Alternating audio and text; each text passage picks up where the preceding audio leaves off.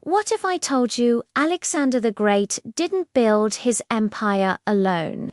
That the real architect of conquest was his father, a man history barely celebrates. This is the story of Philip II of Macedon, the king who turned a broken kingdom into a war machine and died just before conquering the world. Before Alexander marched into Persia, before empires fell, Philip II laid the foundation.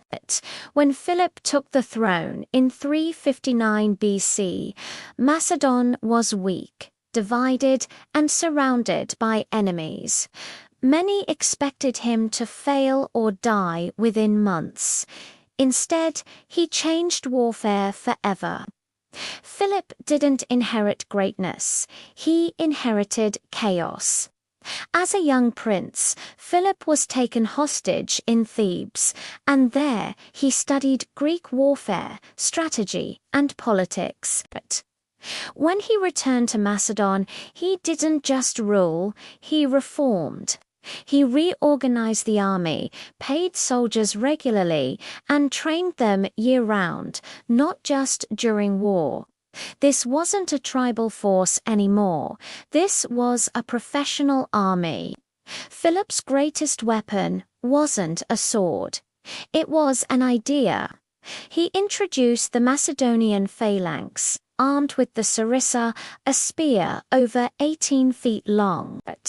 Imagine facing a wall of soldiers where death reaches you before you can even strike back. Enemies couldn't break it. Cavalry couldn't penetrate it. Greek city-states, once dominant, fell one by one. Philip didn't fight harder. He fought smarter.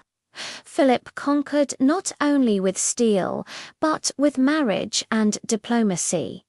He married strategically, bribed when needed, threatened when necessary.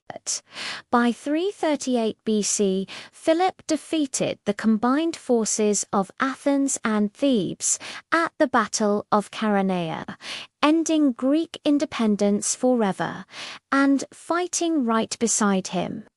A young Alexander, learning how empires are forged.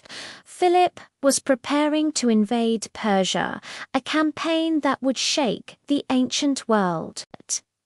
But destiny intervened. At his own daughter's wedding, Philip II was assassinated by one of his own bodyguards. No warning, no battlefield, no final victory. The empire he built passed to his 20-year-old son, and the rest is history. Alexander may have conquered the world, but Philip built the machine that made it possible. Without Philip II, there's no Alexander the Great, no Macedonian Empire, no legend. If you learned something new today, destroy that like button. It tells YouTube to share this with more history lovers. Comment below, was Philip II greater than Alexander? And subscribe now for more true stories of the forgotten kings, empires, and warriors history doesn't want you to remember. Because the greatest conquerors are often the ones history forgets.